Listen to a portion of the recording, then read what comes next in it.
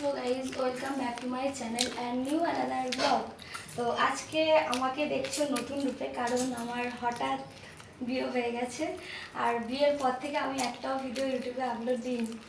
আর Facebook থেকে যারা দেখছো তারা তো জানোই আমার বিয়ে হয়ে গেছে রিসেন্ট।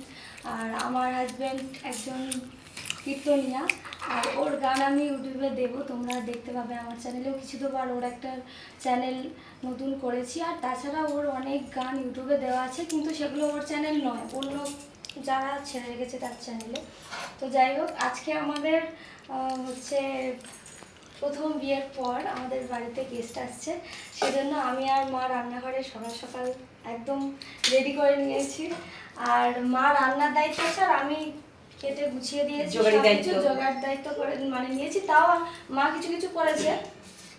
আর এখন নতুন বাড়িতে এসে বেশ আমার খুব ভালো লাগছে, আর একটা নতুন এক্সপিরিয়েন্স যে গেস্টরা আসবে কেমন করে রান্নাবান্না চলছে। তো তোমরা দেখতে থাকো। আর আমার মাকে, শাশুড়ি মাকে কিছু বলার জন্য আমি বলছি, তুমি বলো, কিছু বলো। কি বলবো, আমি মানে বৌমা ভীষণ ভালো, ভীষণ খুশি, ভীষণ হ্যাপি, ভীষণ আলাপি। এর জন্য আমি ভীষণ আনন্দিত, এবং এটা আমার বৌমা মনে করি না, এটা আমার মেয়ে মনে করি।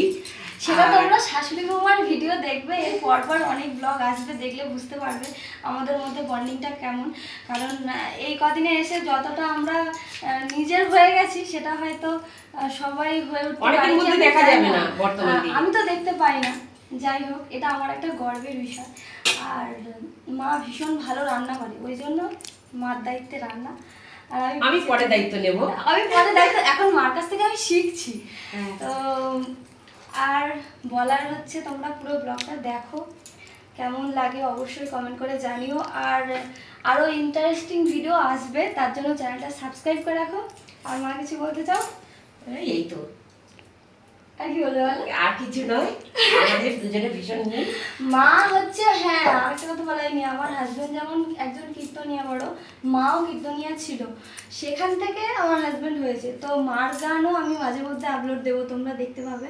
খুব সুন্দর মার গানের গলা।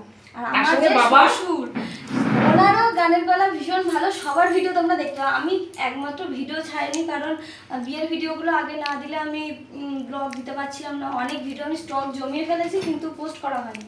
তো এডিট করতেই তোমরা জানো সবাই যে একটা নতুন পরিবেশে আসলে সব কিছু মানে গুছিয়ে দিতে একটু সমস্যা, মানে সমস্যা আমার কিছু হয়নি, কিন্তু সবার সাথে একটু গল্প গুজব করতে একটু সময় লাগে, তার জন্য এডিট করার সময় পাইনি। তো পরপর তোমরা ভিডিও দেখতে পাবে।